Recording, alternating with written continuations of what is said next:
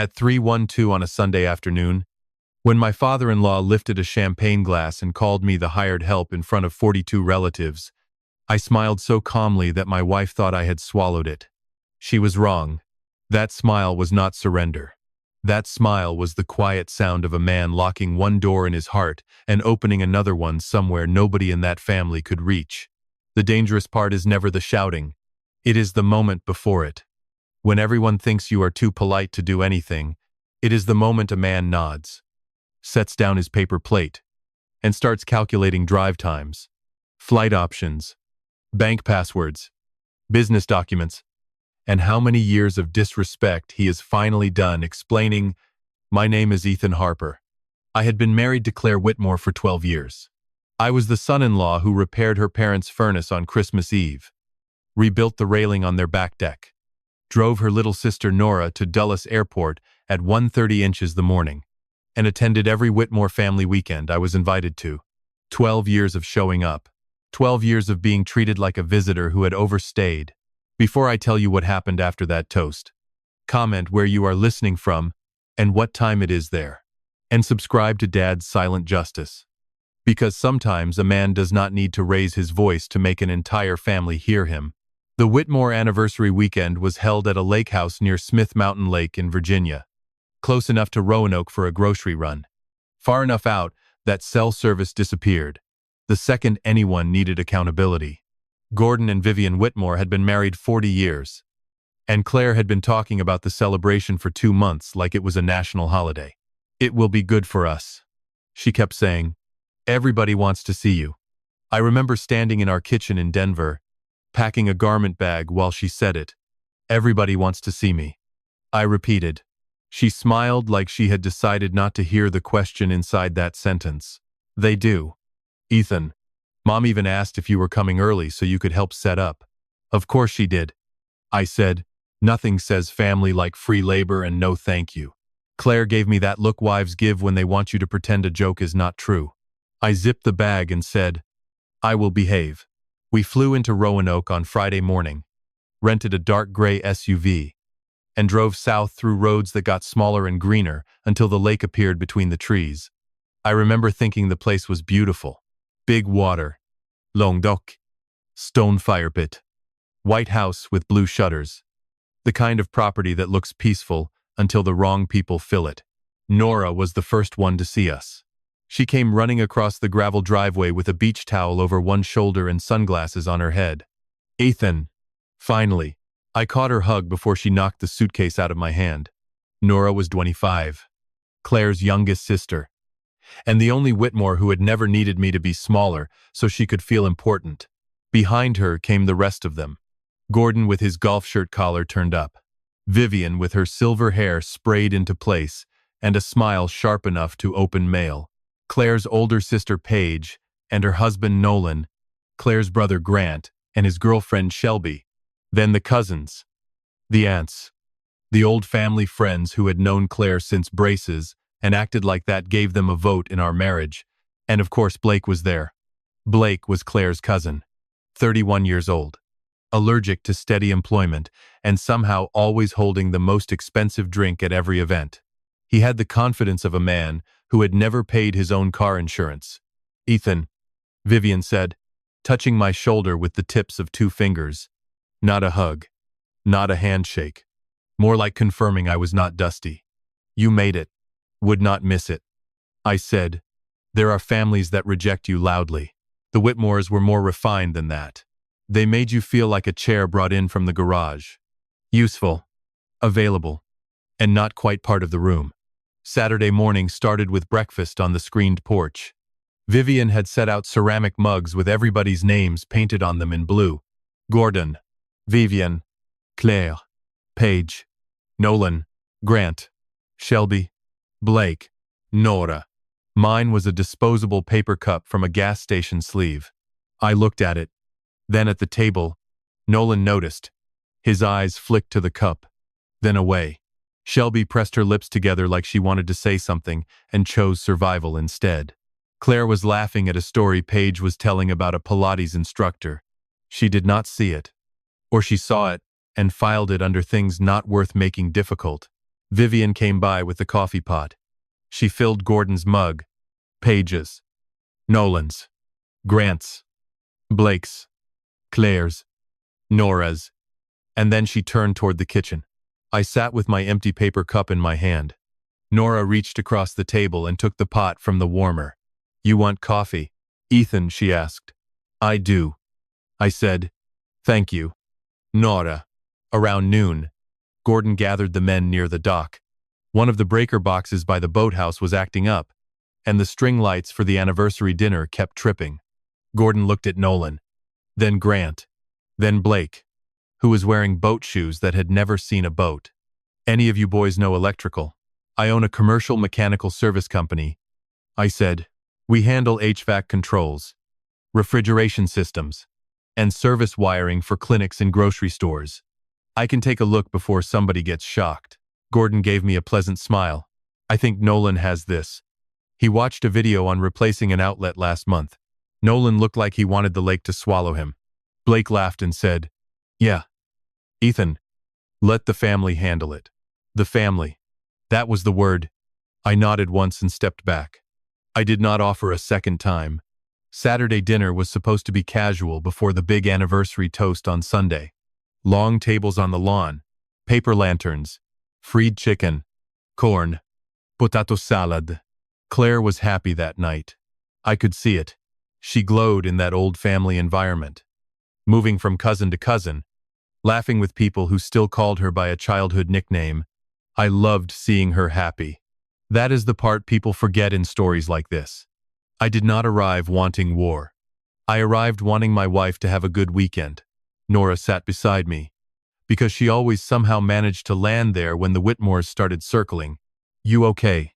she asked, passing me sweet tea before I had to ask. "Perfect," I said.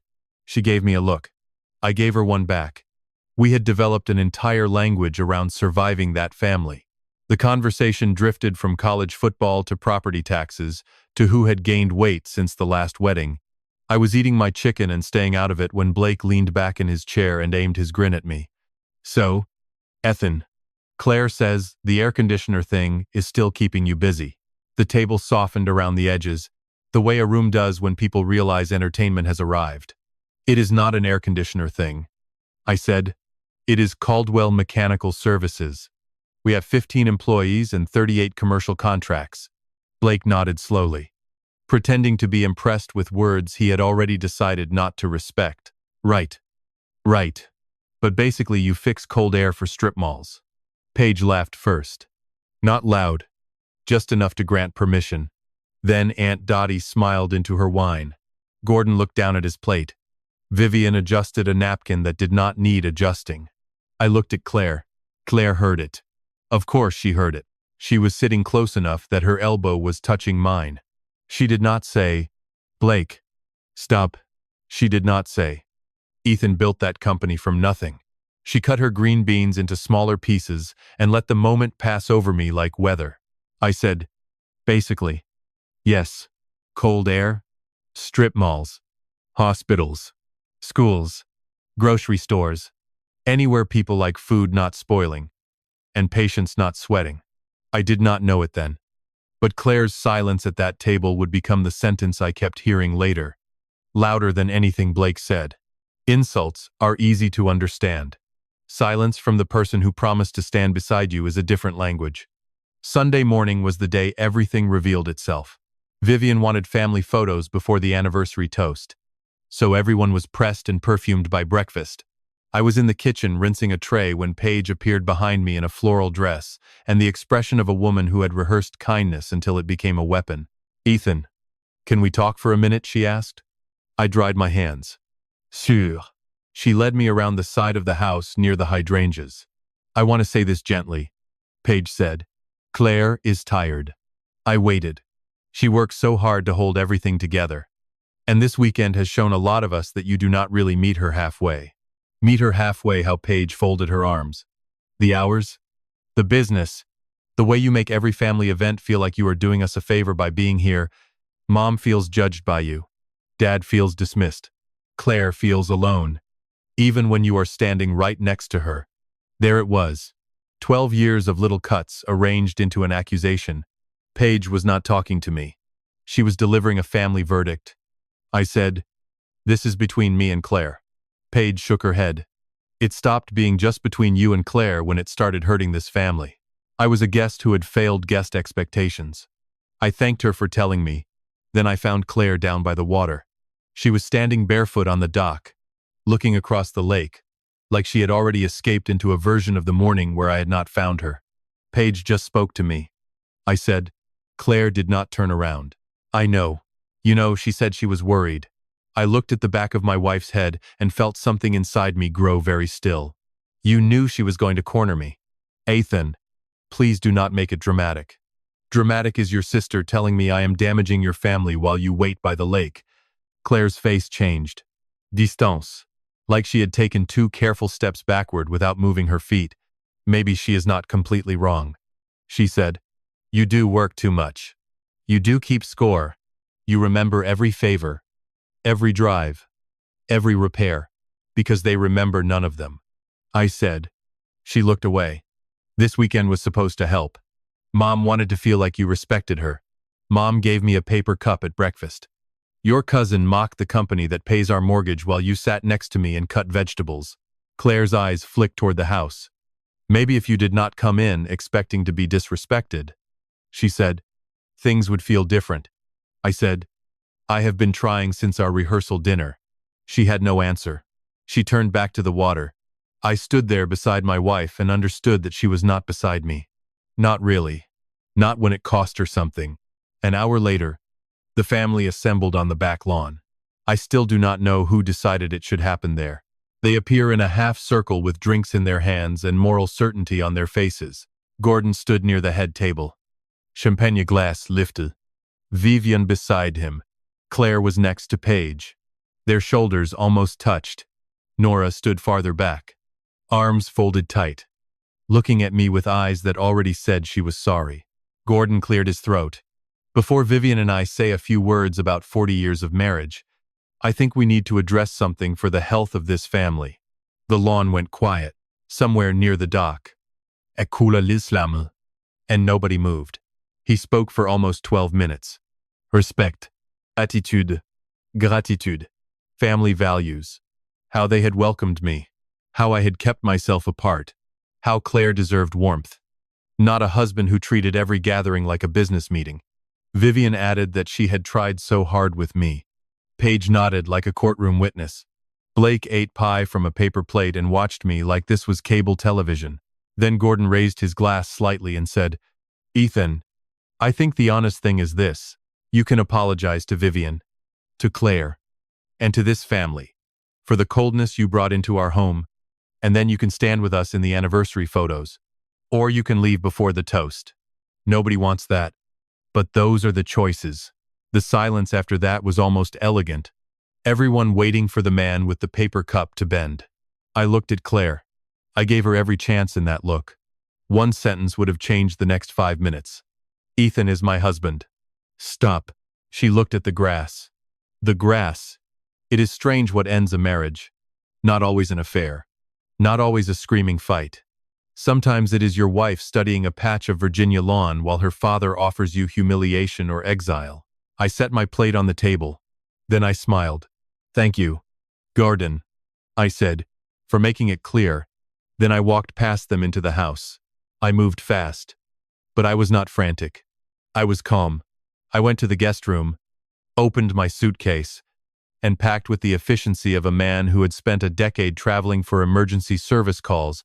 Shirts, charger, laptop, toiletry bag. I pulled out my phone. Roanoke to Denver. One way. A 2-7 pay. Departure with a connection through Charlotte. I booked it before the second shirt was folded. Nora appeared in the doorway. "Ethan." Her voice cracked on my name. "What are you doing packing? Come on. Please. Just talk to Claire first." I looked at her. "Nora, I am not angry with you." She pressed both hands to her mouth for a second, then dropped them. "You should not have had to stand there like that." "No," I said. "I should not have." She stepped into the room and hugged me hard. It was not a dramatic hug. I hugged her back. You were always kind to me. I told her. Keep that. Do not let them train it out of you. Tell Claire. I started. Nora shook her head. Tell her yourself. She is in the kitchen with Paige.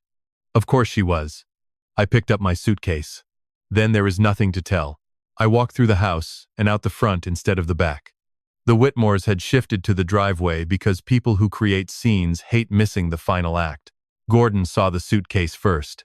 His mouth opened, then closed. Ethan, he said, where are you going? You gave me two choices. I said, I found a third. Vivian's face hardened. This is childish. I looked at her and almost smiled again. Childish was thinking I would apologize for your family's manners. Claire stepped out behind Paige. Parlez now. Eyes wide as if the consequences had arrived, wearing a face she recognized. Ethan. Wait. I looked at her. Just once. Her name came out flat. Claire. That was all. A période. Not a plea. Nolan stood up from the porch rail. Man. Don't do it like this. I looked at him. Nolan. You have been watching this happen for years. If you had advice, the useful time was before now. He looked down. At least he had the shame to do that. I put my bag in the SUV, started the engine, and drove away. The drive to Roanoke-Blacksburg Regional Airport was about 55 minutes from that side of the lake. No radio, no podcast, just green road, evening light, and my phone lighting up on the passenger seat. Minute 14. Claire called. Minute 21. Paige. Minute 28. Gordon. Minute 29. Vivian. Which surprised me. Minute 34.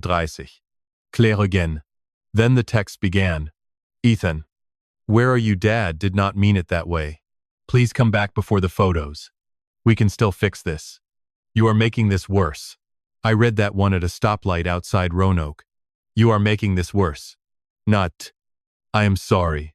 Not. I should have stood up for you. Worse meant inconvenient. Worse meant visible. Worse meant the story was no longer under Whitmore control. I sat at the gate with a bourbon in a plastic cup and watched families board flights together. The plane left Virginia after sunset. I landed in Denver a little after midnight, took a rideshare to my office, and let myself into the small suite attached to the back. It became the first place in years that felt fully mine. I sat in the dark for maybe 20 minutes. Then I did something Claire would not have expected me to do before calling her. I called my attorney. Her name was Marisol Vega. She answered on the third ring. Ethan, it is Sunday. I know. I said, I am sorry. How bad? She asked. I need to know what it looks like if I leave my marriage. There was a pause. Then the sound of movement. Like she had sat up straighter. Start at the beginning. What Claire did not know was that the beginning had not been that toast. It had started 16 months earlier. After a fight about money where she told me that everything I had built was ours when it benefited her, but mine when it embarrassed her. I had not planned to leave then. But I had started paying attention. Caldwell Mechanical existed before the marriage. It was small then. One fan, one account, and a rented storage bay that smelled like metal dust and coffee. Over the years it became 15 employees, 38 commercial contracts, 2 service vans, and a reputation that kept my phone ringing. Claire had enjoyed the stability. Her family had enjoyed mocking the source of it. I had kept records. Separate accounts where separate accounts belonged. Corporate documents clean. Salary distributions documented. Reinvestment records. Emails. Timelines. The kind of boring paperwork that does not make good dinner conversation but saves your life when someone tries to rewrite it. You are not untouchable, she said. Nobody is. But you are in a much stronger position than she probably thinks. If you move, move cleanly. Do not threaten. Do not negotiate emotionally. Filet. Communicate through counsel. And stop feeding them explanations. By Friday, Claire was served at our house in Denver. She expected me embarrassed and sorry. Instead, she found a courier and an envelope. My phone rang 9 times in 6 minutes. I ignored all 9. Then I sent Claire the only text I initiated that week. You stood next to them.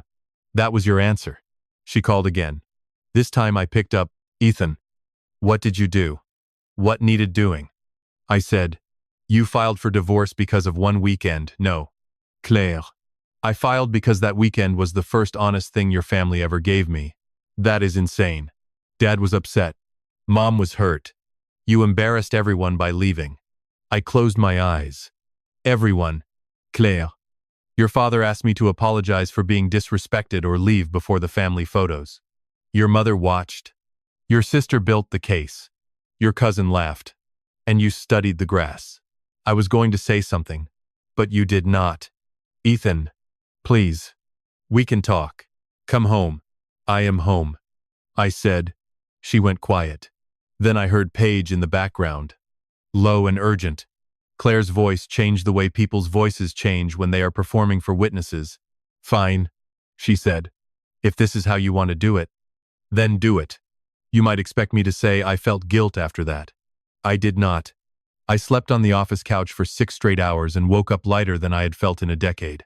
Claire sent long paragraphs about counseling, promises, how families say stupid things, how marriage means forgiveness. Paige sent one that began with the, I hope you are proud of yourself. I was. So I deleted it. Gordon left a voicemail about maturity. Vivian left one about Christian grace. Nolan texted, I did not think it would go this far. I wrote back, then you were not paying attention. He never answered. Blake sent something about blue-collar tantrums. Nora called on Tuesday night. I answered because she had earned that. Are you okay? She asked. I am. I said. She says you blindsided her. She had 12 years of warnings. Nora, that is not a blindside. That is a person ignoring the smoke alarm until the roof is gone. Nora was quiet. I should have said something on the lawn. Yes. I said. You should have. But it was true. And I respected her too much to soften it into a lie. You are not responsible for them. But you are responsible for your own silence. She whispered. I know. She thought distance would make me sentimental. She thought I would miss our routines. Our house. She thought I would confuse familiarity with love. A month earlier. Maybe. I would have. Not anymore. Marisol was calm and precise. Claire's attorney came in aggressive, especially around the company. That did not surprise me. It was not simple. Nothing with houses, retirement accounts, and a growing company ever is. But my records were clean. The business had a history. The growth had documentation. The house in Denver became the main negotiation, and I was willing to sell it because I had no interest in living inside a museum of what I had tolerated. 7 months later, we signed the final agreement. Claire received a fair settlement. I did not walk away with everything, because grown men do not confuse justice with fantasy. But I walked away with the company intact. My name clear. And the strange peace of knowing nobody in that family had a key to my future anymore. The first morning after it was final, I took off my ring and put it in an envelope with the closing documents from the house sale. No dramatic. No tears. Just paperwork joining paperwork. Then I went to the shop, bought breakfast burritos for the crew, and approved a new apprentice hire before 9/30, 14 months after the anniversary weekend.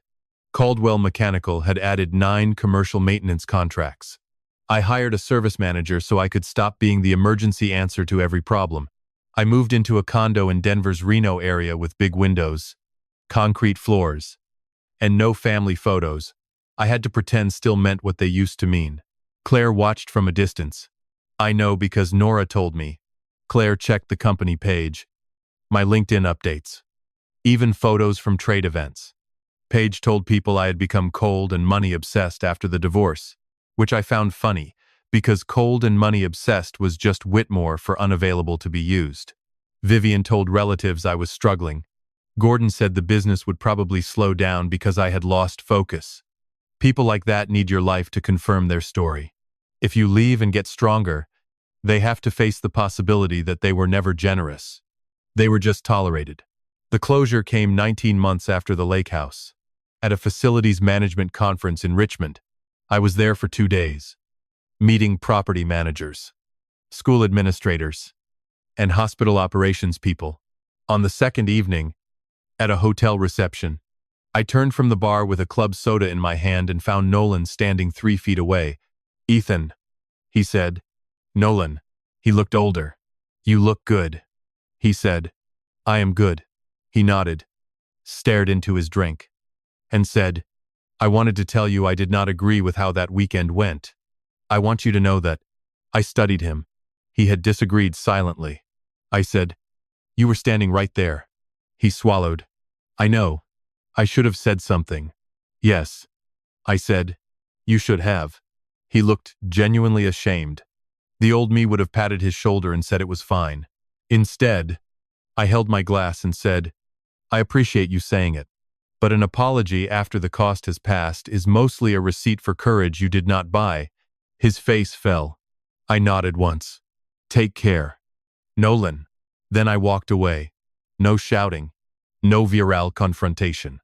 Real revenge, the cold kind, is quieter.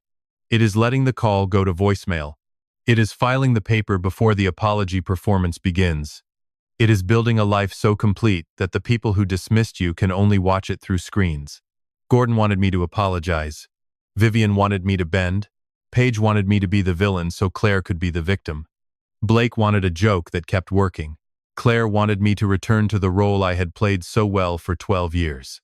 The useful husband who could be mocked, borrowed, blamed, and still counted on for airport rides. I refused all of it. That was my third option. Not leaving the lawn. Not booking the flight. Not filing the papers. Those were just steps. The third option was refusing to explain my humanity to people who had spent years benefiting from it. Sometimes, on quiet mornings, when the shop is opening and Denver is still gray outside my office window, I think about that paper cup on the porch. I think about how small it was. That is what people would say if you told them the story wrong. A paper cup. A joke at dinner. A toast that went too far. But disrespect does not become heavy all at once. It stacks. 12 years of favors. 12 years of swallowed comments. 12 years of being told to try harder by the woman who watched me try alone. They spent all that time making sure I knew I was not really one of them. Then they were shocked when I finally believed them. They thought I was leaving a family. I was not. I was leaving an audience that had mistaken my patience for permission. They gave me 2 choices in front of 42 people. Apologize or leave. I chose the third. I disappeared from their reach. And then I made sure the life they could not respect became the life they could not touch. If this story stayed with you, hit like, subscribe to Dad's Cold Justice, and tell me in the comments where you are listening from tonight. Sometimes a quiet exit is the loudest answer a man can give.